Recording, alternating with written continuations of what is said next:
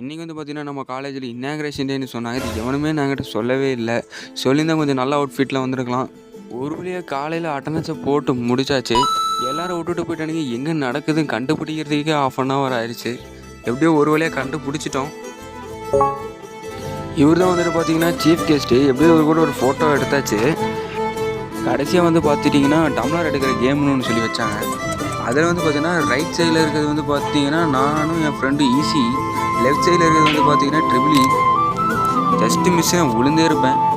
உயிரை கொடுத்து ஒண்ணுங்கிறானுங்க. வின் பண்ணா ஒரு பஞ்சு தான் தராங்க. ஆனா நம்மளோட மைண்ட் செட் வந்து பார்த்துட்டீங்கன்னா, நம்ம வந்து தோக்கக்கூடாது.